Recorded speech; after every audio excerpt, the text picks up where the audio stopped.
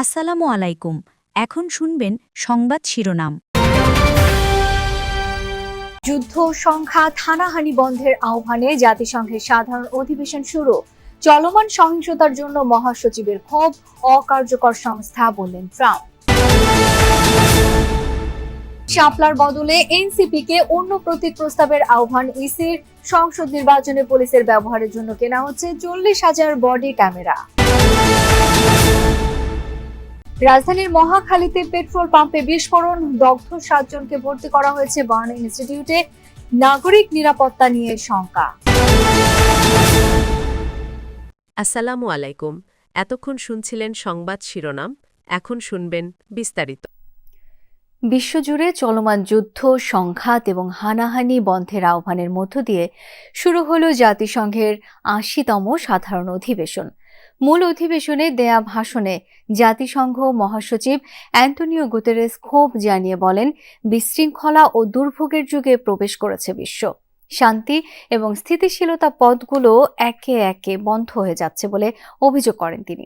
অন্যদিকে সংঘাত বন্ধে জাতিসংঘকে অকার্যকর আখ্যা দেন মার্কিন প্রেসিডেন্ট ডোনাল্ড ট্রাম্প। শান্তি, উন্নয়ন এবং মানবাধিকারের 80 বছর, এই প্রতিবাদে নিউ ইয়র্কে শুরু হল জাতিসংঘের সাধারণ অধিবেশনের মূল পর্ব। বিশ্বের বিভিন্ন দেশের নেতাদের পাশাপাশি অংশ নেন বাংলাদেশের অন্তর্বর্তী সরকারের প্রধান ডক্টর মোহাম্মদ ইউনূস। স্বভাবতই এবারের আয়োজনে গুরুত্ব পেয়েছে বিশ্বের বিভিন্ন দেশে চলা সংঘাত ইস্যুটি।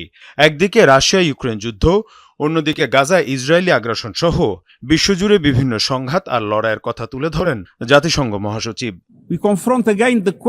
আমরা বেপরোয়া, বিশৃঙ্খলা এবং মানবিক দুর্ভোগের যুগে প্রবেশ করেছি। শান্তি ও উন্নয়নের যে পথগুলো রয়েছে সেগুলো ধীরে ধীরে বন্ধ হয়ে যাচ্ছে। গাজার ভয়াবহতা 3য় বছরের দিকে এগিয়ে যাচ্ছে। মৌলিক মানবতাকে অবজ্ঞা করার ফল এগুলো। জাতিসংঘের বাৎসরিক অধিবেশনে আগ্রহের কেন্দ্রে ছিল মার্কিন প্রেসিডেন্টের ভাষণ। এ সময় সংঘাত বন্ধে ব্যর্থতার অভিযোগে জাতিসংঘের উপরই ক্ষোভ ঝাড়েন ডোনাল্ড ট্রাম্প। জাতিসংঘের অসাধারণ সম্ভাবনা রয়েছে, কিন্তু সংঘাত বন্ধে এটি অকার্যকর। তাই আমাকেই সংঘাত থামাতে হয়েছে। আমি 7টি যুদ্ধ থামিয়ে দিয়েছি। এসব যুদ্ধ থামানোয় আমি নোবেল শান্তি পুরস্কার পাওয়ার যোগ্য। ফিলিস্তিনকে স্বাধীনতার স্বীকৃতি দিলে তা হামাসকে পুরস্কৃত করবে বলেও মন্তব্য মার্কিন প্রেসিডেন্টের। গাজায় চলমান যুদ্ধ অবশ্যই বন্ধ হওয়া উচিত, কিন্তু ফিলিস্তিনকে স্বাধীনতার স্বীকৃতি দিলে তা হামাসের সন্ত্রাসী কার্যক্রমকে পুরস্কৃত করা হবে। 7 অক্টোবরের ঘটনা কেউই আমরা ভুলে যাইনি। এবারের অধিবেশনে সভাপতিত্ব করছেন জার্মানির সাবেক পররাষ্ট্রমন্ত্রী অ্যানালিনা বেয়ারবক। অংশ নিয়েছেন বিশ্বের প্রায় 150টি দেশের রাষ্ট্র সরকার প্রধান সহ বিভিন্ন পর্যায়ের প্রতিনিধিরা। মীর মুশফিকা হাসান জানেন যে ইতিমধ্যে যে 23 থেকে 27 তারিখ পর্যন্ত যে জেনারেল ডিবেটটি সেটি আসলে ইতিমধ্যে শুরু হয়ে গিয়েছে যুক্তরাষ্ট্রের প্রেসিডেন্ট ডোনাল্ড ট্রাম্পের বক্তব্যের মাধ্যমে, এবং তারপর পরই আসলে ইন্দোনেশিয়ার প্রতিনিধি তিনি আসলে কথা বলেন, এবং এই মুহূর্তে রিসেপ তাইয়েপ এরদোগান তিনি আসলে কথা বলছিলেন। ফলে যেই 23 থেকে 27 তারিখ পর্যন্ত যেই 4 থেকে 5 দিন মূলত একটা এক্সাইটিং মোমেন্টাম থাকে মূলত পুরো এই জেনারেল অ্যাসেম্বলি জুড়ে, সেটি শুরু হয়ে গেছে। এবং সেখানে যুক্ত হতে আনুষ্ঠানিকভাবে আজকে বাংলাদেশের প্রতিনিধি এবং বাংলাদেশের অন্তর্বর্তীকালীন সরকারের প্রধান প্রফেসর ডক্টর মোহাম্মদ ইউনূস তিনি কিন্তু ইতিমধ্যে যুক্ত হয়েছেন, যেখানে আসলে বিশ্ব নেতাদের সাথে তিনি আসলে কথা বলবেন।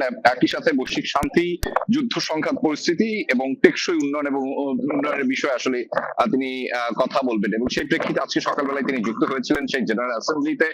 তারপরে আজকে মূলত তার 7টি প্রোগ্রাম রয়েছে, কর্মসূচি রয়েছে। সেই কর্মসূচির মধ্যে দ্বিতীয় কর্মসূচি হিসেবে রয়েছে বিশ্ব বাণিজ্য সংস্থার মহাপরিচালকের সাথে বৈঠক রয়েছে, এবং সেটি আসলে ইতিমধ্যে সম্পূর্ণ হয়ে গিয়েছে। সেখানে মূলত বাংলাদেশের রপ্তানি সুবিধা, বিশেষ করে তৈরি পোশাক খাতের বাজার সম্প্রসারণ এবং উন্নয়নশীল দেশগুলোর বাণিজ্য সুযোগ বাড়ানো, বৈষম্য কমাতে তিনি আসলে আলোচনা করেছেন। একই সাথে সকাল 11টায় অর্থাৎ স্থানীয় সময়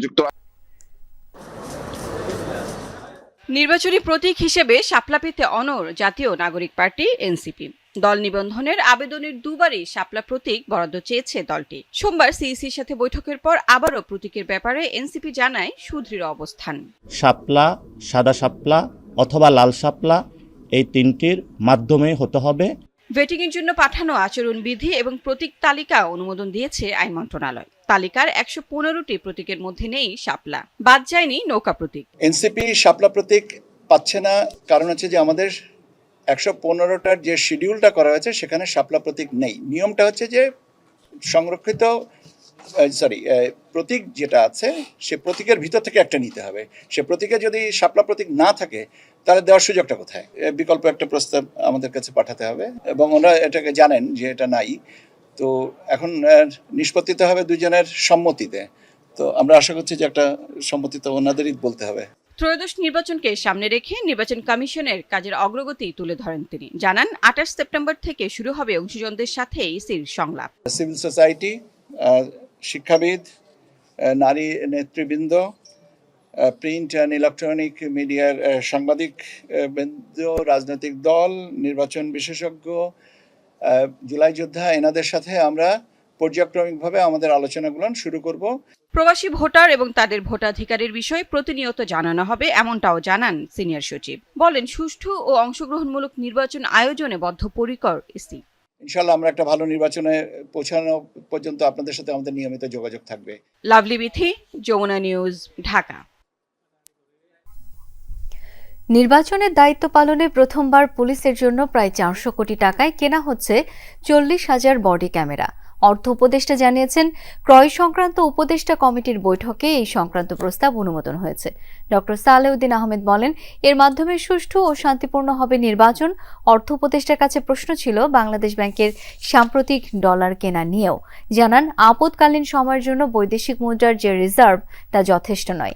এছাড়া ক্রয় কমিটির বৈঠকে চট্টগ্রামের শাহ আমানত বিমানবন্দরের রানওয়ের মানোন্নয়ন করে এ গ্রেডে উন্নীত করা এবং ঢাকার হযরত শাহজালাল আন্তর্জাতিক বিমানবন্দরের কন্ট্রোল টাওয়ারের আধুনিকায়নের ক্রয় প্রস্তাবও অনুমোদন করা হয়েছে। নির্বাচনের সংখ্যানুপাতিক পদ্ধতি বা পিআর বিরোধী শক্ত অবস্থানে বিএনপি। দিনের নানা কর্মসূচিতে পিআর পদ্ধতি সমালোচনা করে বিএনপি নেতারা বলেন, নির্বাচন বানচালের জন্য নানা ষড়যন্ত্র করছে ৭১-এর পরাজিত শক্তি। অন্যদিকে নির্বাচনে দলীয় মনোনয়ন পেতে নেতাদের জনবান্ধব কর্মসূচি বাড়ানোর আহ্বান জানানো হয়। রাজধানী ও দিনাজপুরে আলাদা অনুষ্ঠানে এসব কথা বলেন বিএনপি নেতারা। আসন্ন জাতীয় সংসদ নির্বাচনে সংখ্যানুপাতিক বা পিআর পদ্ধতি নিয়ে পাল্টাপাল্টি অবস্থানে রাজনৈতিক দলগুলো। বিএনপির স্থায়ী কমিটির সদস্য ডাক্তার এজেডএম জাহিদ হোসেন বলেন, দেশের মানুষ সরাসরি ভোটে অভ্যস্ত। দুর্গাপূজা উপলক্ষে দিনাজপুরের হিলিতে শুভেচ্ছা বিনিময় অনুষ্ঠানে এসব কথা বলেন তিনি।